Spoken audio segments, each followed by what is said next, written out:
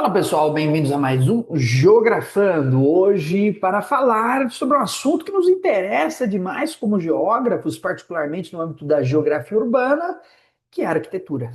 Hoje vamos falar um pouco de arquitetura, não na sua dimensão histórica, ou vamos dizer assim, nos seus quadros das escolas arquitetônicas, dos tipos de arquitetura.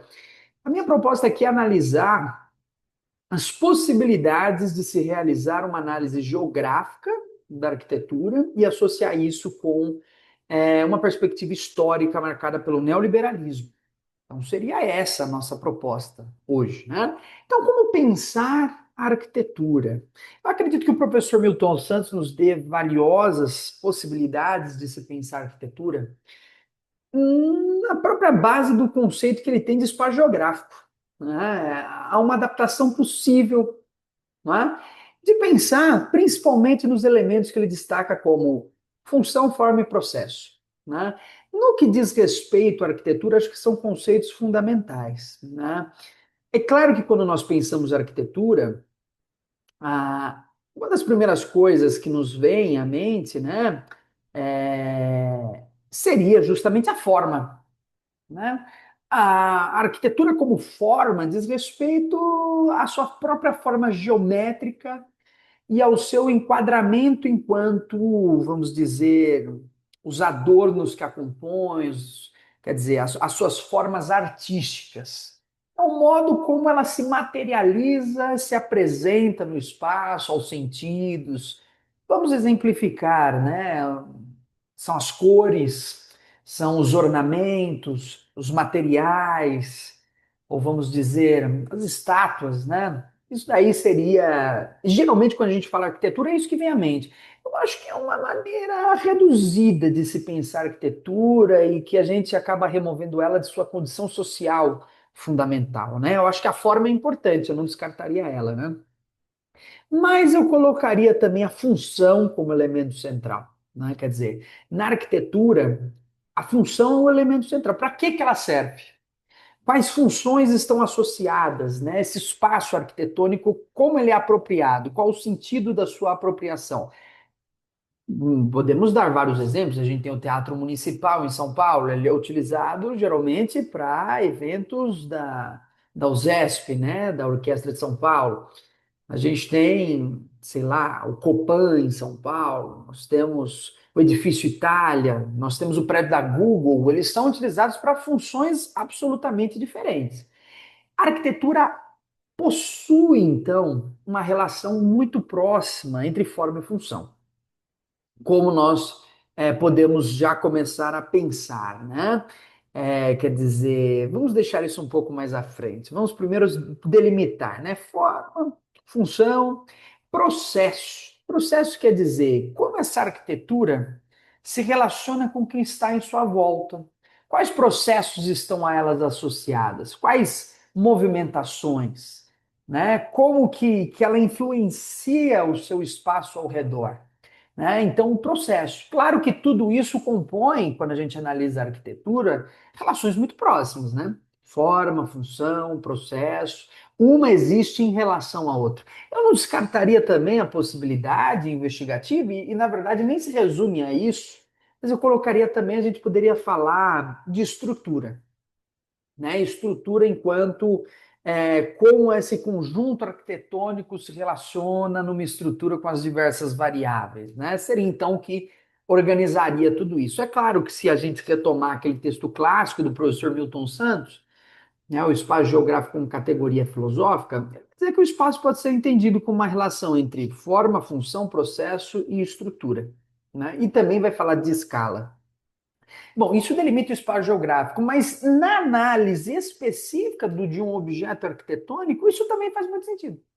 De maneira que isso daí, quando nós utilizamos para interpretar o espaço geográfico, não se resume apenas a essa ação totalizante que compõe o espaço geográfico, mas inclusive aos seus objetos específicos. Pode ser mobilizado para que isso seja estudado, né? E aí é claro que nós podemos entrar um pouco na particularidade da arquitetura em tempos de neoliberalismo. E pensar, então, essa questão da forma, função e processo. Né? No neoliberalismo, há uma função, né, há uma produção, na verdade, arquitetônica, orientada para uma aproximação entre forma, função e processo. De maneira que essas coisas se tornam chapadas, quer dizer, muito aproximadas, né? No seu sentido produtivo. Quer dizer, forma, função e processo devem se orientar em relação à forma mercadoria e em direção à produção de um espaço funcional para as atividades produtivas. Fazendo paralelos históricos, é interessante notar como, por exemplo, na União Soviética isso também se popularizou. O construtivismo soviético e o brutalismo buscou associar forma, função e processo. De modo que o que eu diria é que não é a simples aproximação entre essas coisas que determina a forma mercadoria, né? Mas é o inverso, é a forma mercadoria que orientou essa aproximação, certo? Entre forma, função e processo. O que eu quero dizer com isso? Que essa aproximação entre esses elementos não é uma aproximação que se dá porque a forma mercadoria não é uma aproximação que se dá anteriormente à forma mercadoria.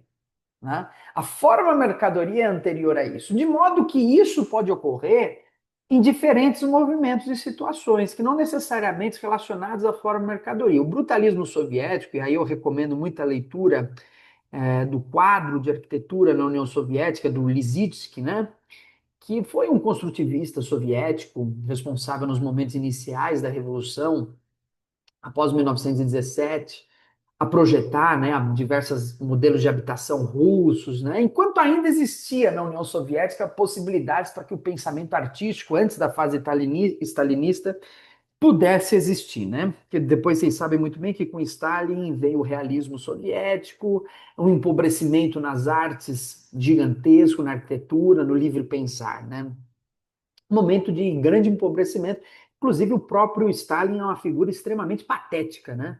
Eu acho engraçado os stalinistas, né? Eu acho, de qualquer forma, eu diria que essa briga histórica que existe entre stalinistas e trotskistas, eu acho uma absoluta babaquice, né? Esses dias eu vi lá na Fifeleche, né? No banheiro, escrito morte aos stalinistas, aos trotskistas, sei lá. Discussão imbecil, né? Discussão absolutamente idiota, não tem nada a ver com o nosso contexto brasileiro. As ideias, tanto de um quanto do outro, podem nos ajudar se forem boas, né? Mas a verdade é que Stalin era um cara absolutamente. Quando comparado ao Trotsky, eu não sou trotskista, viu? Mas quando comparado ao Trotsky, quando comparado ao Lenin, é um cara de limitações de pensamento, né? Assim, um cara absolutamente reduzido, né? Reduzido, incapaz de fazer uma interpretação histórica interessante, né? Intelectualmente muito frágil. Então, o período stalinista marca assim, empobrecimento em tudo quanto se pode pensar no livre pensar na União Soviética, né?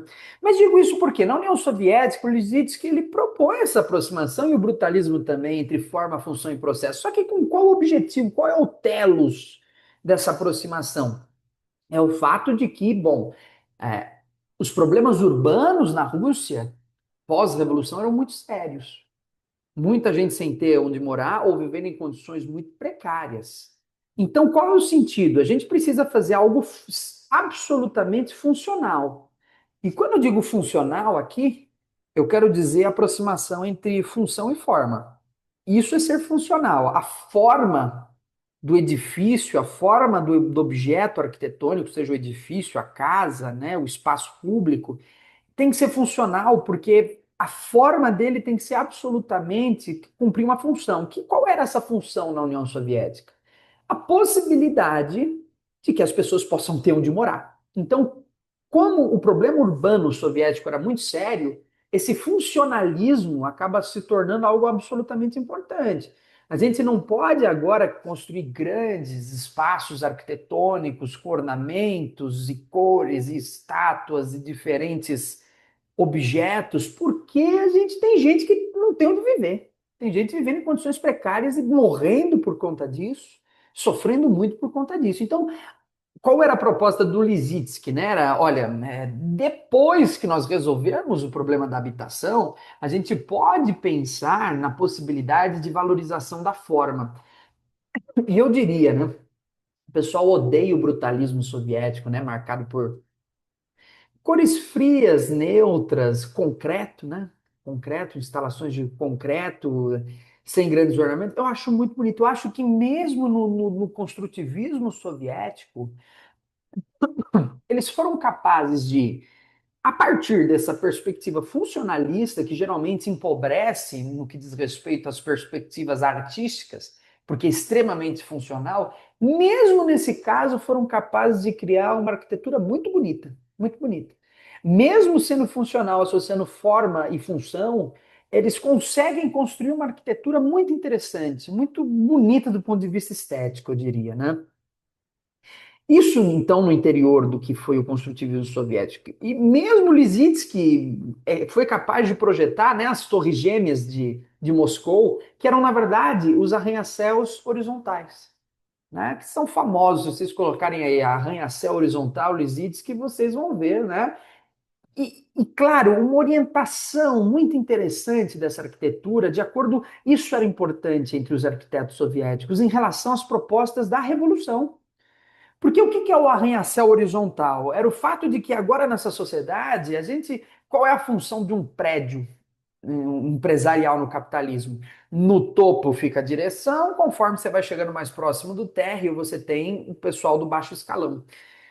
Olha que interessante então essa proposta, né? O jiu-jitsu vai dizer, não, a gente vai fazer um arranha-céu horizontal. Ele vai ser erguido e num determinado momento ele vai se tornar horizontal, né? Quer dizer, o fato de que agora todos trabalham em igualdade de posições, todos têm a mesma importância no gerenciamento da indústria, dessa organização produtiva soviética, né? Então faz de maneira horizontal. E é muito interessante, que recomendo muita leitura do livro do Lissitzky, porque há propostas interessantíssimas sobre prédios circulares que promovam, por exemplo, um centro comunitário, né, no centro desses prédios, dessas estruturas, você poder criar um padrão que force as pessoas a uma certa convivência de comunidade, né? Um funcionalismo, portanto, soviético absolutamente interessado, cujo seu telos, a sua finalidade é o bem-estar do trabalhador, cujo seu telos, sua finalidade é a valorização desses ideais revolucionários da classe trabalhadora, da igualdade entre os diferentes grupos, né? Da possibilidade de uma comunicação, uma convivência mais interessantes, né? De um uso público do espaço. Isso é o construtivismo soviético. Trazendo para tempos de neoliberalismo, esse funcionalismo ele continua existindo de maneira ainda mais profunda. Quando nós pegamos um prédio, como o prédio da Google, né, a gente vê muito claramente isso. Qual que é a relação entre forma e função que surge ali, né? É a relação onde os prédios espelhados vão ganhando cada vez mais perspectiva. Por quê? Qual que é a forma do prédio espelhado cumprir uma função, que é produzir um conforto climático interno. Portanto, você tem uma associação, né? A arquitetura, o princípio estético da produção do edifício, o princípio estético da produção do objeto arquitetônico é cumprir as necessidades produtivas, ou seja, a acumulação de capital, né? Nesse sentido, inclusive desrespeitando características histórico-geográficas. Você vê os prédios espelhados não fazendo sentido nenhum. É uma importação do norte, os países frios do norte, europeus e americanos particularmente, né, Estados Unidos, e que não fazem sentido no sul global, né? Particularmente nas zonas tropicais, equatoriais mais quentes, né? Promovem ilha de calor, né? Então, superaquecem a cidade, poluição visual, né? É uma questão muito complicada. Então, a gente acaba importando essas ideias e empobrecendo o padrão arquitetônico. Quer dizer, a superfície lisa, né? Isso é uma outra discussão de estética, mas eu recomendo a leitura do Byung-Chul Han, A Salvação do Belo. A estética neoliberal é a estética das superfícies lisas, né? A estética dos prédios espelhados. Estética essa, então, que promove no objeto arquitetônico essa perda de negatividade. Não pode apresentar obstáculo. O neoliberalismo inaugura uma estética das superfícies lisas. É interessante notar como nós podemos falar numa estética neoliberal, mas dificilmente numa arte neoliberal. Compreendendo, portanto, que estética, como campo da sensibilidade, do sensível, relacionado à arquitetura, significa o campo de como os padrões arquitetônicos podem nos impactar na nossa sensibilidade. Então, nós podemos falar numa estética no sentido de que o neoliberalismo produz determinados sentidos a partir dos seus padrões arquitetônicos, mas numa arte não. Porque quando a gente fala em arte e estamos na dimensão da criação, da criatividade, da negatividade, o neoliberalismo institui uma arquitetura cuja marca fundamental é a forma mercadoria.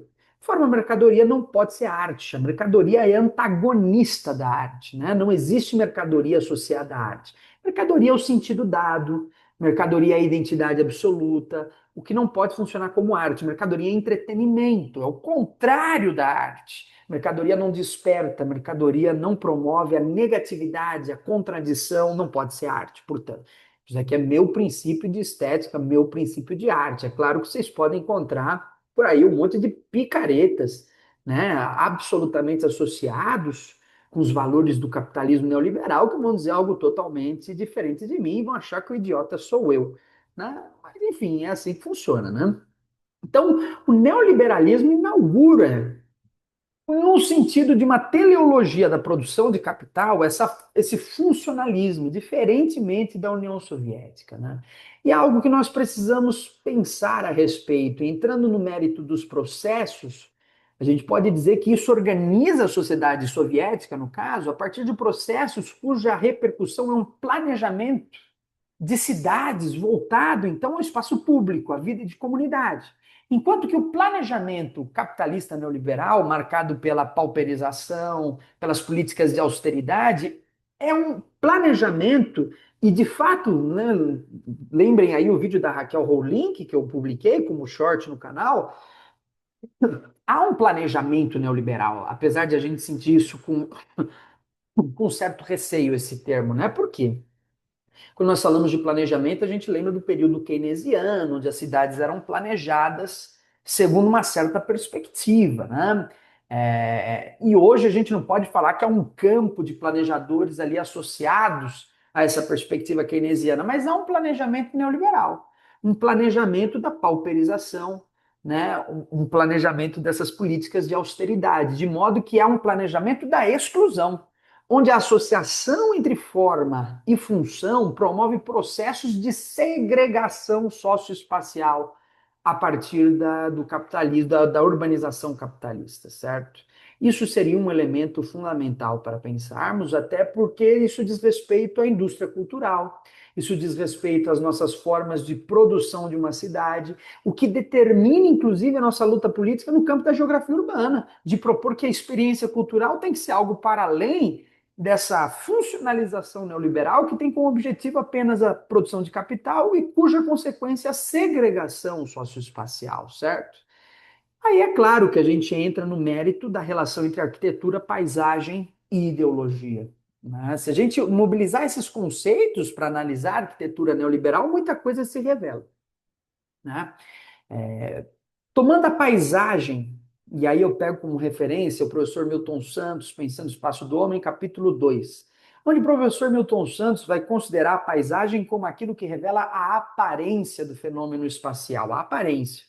E que, portanto, segundo o mesmo professor Milton Santos, a paisagem é um veículo para a ideologia. A paisagem, portanto, existiria, e aqui é um adendo que eu coloco, visto que é ideologia, fazendo um paralelo com o professor Antônio Carlos Robert Moraes, cujo livro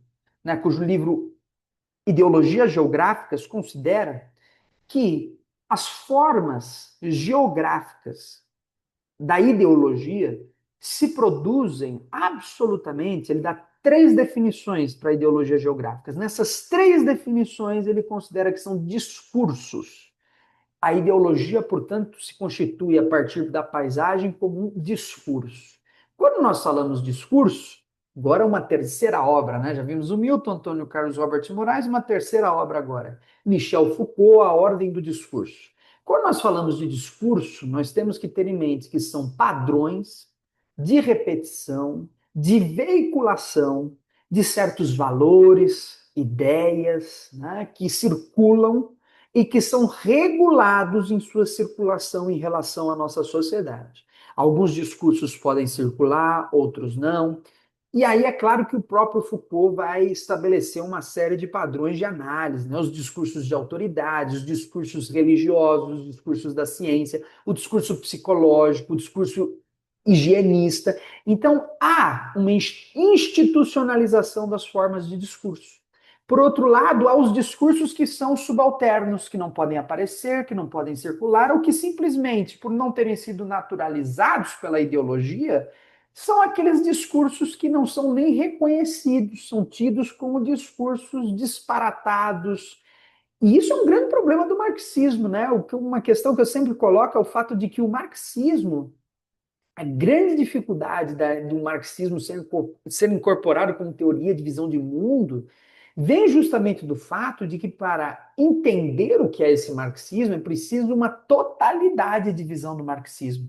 De modo que, por exemplo, se eu falar de capital desligado, né, o capital não foi um exemplo bom, porque ele é a base, né? Mas se eu falo de trabalho, de salário, de lucro, desligado da noção de capital, por exemplo, eu sou incapaz de compreender a totalidade desse pensamento. Da mesma forma, se eu falo de capital desligado do movimento histórico da produção de ideias do Marx, se eu defino que capital, por exemplo, é uma relação social, e se eu defino que o capital é um processo onde dinheiro produz mais dinheiro, bom, a priori isso daí não tem poder de convencimento nem de entendimento.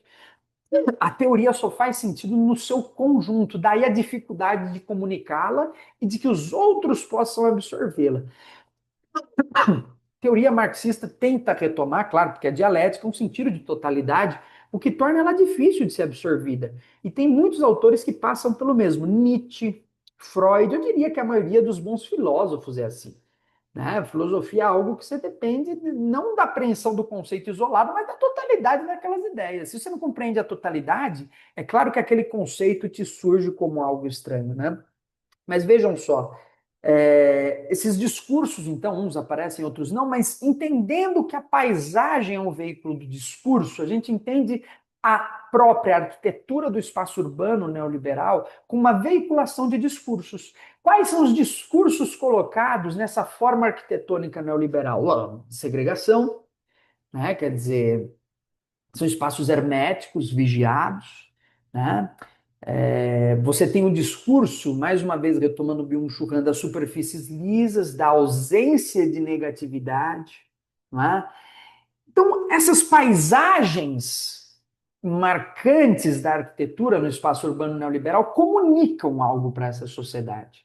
E essas formas de ideologia estão na base de produção de certas práticas espaciais que para além, por exemplo, da própria forma arquitetônica, né, relacionada aos prédios espelhados, está relacionada às diferentes formas de organização e de circulação do espaço. Vou dar um exemplo só, os shopping centers, né? A organização desse espaço é voltada absolutamente para a forma mercadoria. Você tem quase que religiosamente os painéis, onde as mercadorias são expostas, a circulação administrada nos shopping centers, né, de modo que as escadas rolantes e os próprios elevadores são colocados de maneira a obrigar não vou nem dizer o cidadão, mas o consumidor, né, a passar por todo o espaço de consumo para poder se deslocar, então ficando sujeito aos objetos de consumo, né? Então, você tem a própria gestão da circulação desses lugares, que no neoliberalismo vai se constituir. Por isso que a função é elemento fundamental da arquitetura. A arquitetura comunica, mas a arquitetura não está só na forma. A arquitetura diz respeito também ao porquê que isso foi produzido, para que esse edifício existe e como ele existe, como o seu interior funciona em relação à sua realidade social. De maneira que a simbolização da circulação e da sua ocupação e as políticas que envolvem essa apropriação desse espaço dizem respeito também à discussão de arquitetura. Né? Então, para que a gente tenha uma arquitetura verdadeiramente crítica, isso precisa ser considerado. Quer dizer, como o seu espaço interno é gerido? Em muitos shoppings, dependendo da maneira como você está vestido, você não pode frequentar, você não pode entrar. Não é? Então, há toda uma gestão, uma simbolização. Nesse caso, é possível pensar uma fascistização desses espaços, portanto, uma fascistização da arquitetura no seu período neoliberal, justamente pelo controle de circulação de pessoas, né? Pelo discurso perdão, pelo discurso totalitário da forma mercadoria, né? Esse é o principal padrão fascista do que diz respeito à contemporaneidade, ao neoliberalismo. O seu caráter totalitário. A mercadoria tem caráter totalitário. Ela modifica os padrões profundos das formas de realização das ações sociais, das relações sociais. E, portanto, há uma fascistização dos espaços, há uma fascistização da arquitetura, no sentido de que a mercadoria agora dita amplamente todos os padrões, tanto de forma arquitetônica, quanto da função arquitetônica, quanto dos processos associados a essa arquitetura. E que, portanto, gera certas condições de relações sociais no seu interior, na sua relação com a sociedade. Então, isso é muito importante, nessa relação possível entre arquitetura, paisagem, ideologia, fascistização do espaço a partir da forma totalitária da mercadoria. É algo que tem que ser pensado para pensarmos as formas de resistência, as políticas urbanas, as formas de organização partidária. Tudo isso tem que estar como elemento partidário dos partidos políticos, nos seus projetos, dos seus projetos de gestão, com formas de resistência a esse padrão totalitário do planejamento e organização do espaço urbano. Bom, pessoal, isso daqui é só uma prévia de algo que eu pretendo desenvolver com vocês de maneira mais longa, porque é o objeto de estudo do meu mestrado. E é algo que agora eu vou desenvolver com maior profundidade. É isso, pessoal. Críticas, questões, comentários, discussões, não se sintam acanhados, deixem aí nos comentários e até uma próxima.